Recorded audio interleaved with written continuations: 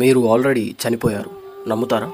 మీకు ఎప్పుడైనా ఎలా అనిపించిందా? ఇంత పెద్ద ప్రమాదం నుండి నేను ఎలా తప్పించుకున్నాను, నేను చాలా అదృష్టవంతుడిని, నేను అసలు బ్రతికేవాన్నే కాదు కానీ ఆ దేవుడి దయ వల్ల బతికిపోయా అని. కానీ మీరు నిజంగా చనిపోతే ఆ క్షణం అప్పుడు? Quantum immortality theory plus many world థియరీస్కి స్వాగతం. ఈ రెండు సిద్ధాంతాలను మిళితం చేసి చూస్తే మీరు మరణించిన ప్రతిసారి మీ ఎనర్జీ ఆల్టర్నేట్ రియాలిటీలోకి విసిరివేయబడుతుంది, అంటే ట్రాన్స్ఫర్ చేయబడుతుంది అని ఈ థియరీస్ తెలియజేస్తున్నాయి. అనేక ఆల్టర్నేట్ రియాలిటీస్ ఉంటాయి. ఫర్ ఎగ్జాంపుల్, ఇప్పుడు మనం ఉన్న ఈ రియాలిటీలో మీరు మరణించారు అని అనుకోండి, కానీ వేరే రియాలిటీలో మీరు బ్రతికే ఉంటారు, అంటే you feel like you never dead. భౌతిక శాస్త్రం ప్రకారం శక్తిని, అంటే ఎనర్జీ సృష్టించబడదు, అలాగే నాశనం చేయబడదు.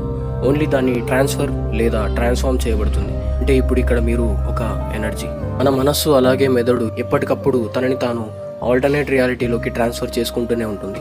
ఎప్పటి వరకు అంటే ఎక్కడైతే సర్వైవల్ రేట్ అనేది ఉంటుందో అప్పటి వరకు, అక్కడి వరకు. సో ఇక్కడ మనకి అట్లీస్ట్ 1% సర్వైవల్ రేట్ అనేది ఉంటుంది ఏదో ఒక రియాలిటీలో. అయితే ఈ రియాలిటీలో మీరు మీ మరణం నుండి తప్పించుకొని సంతోషంగా జీవిస్తున్నారు. అంటే మనం ఎప్పటికీ చనిపోమా? సమాధానం ఎస్ అండ్ నో. ఇప్పుడు మనకున్న శాస్త్రం ప్రకారం వృద్ధాప్యంలో మాత్రం ఎవ్వరూ తప్పించుకోలేరు.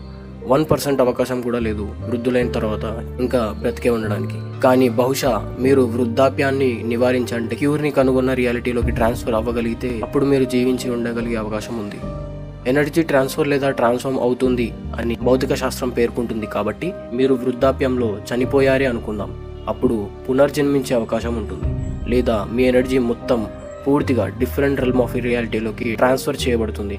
అంటే అది నరకం లేదా స్వర్గం అయి ఉండొచ్చు. ఈ వీడియో గురించి, ఈ టాపిక్ గురించి మీరు ఏమనుకుంటున్నారో కామెంట్ చేసి లైక్, షేర్, సబ్స్క్రైబ్ చేసుకోండి. Thank you.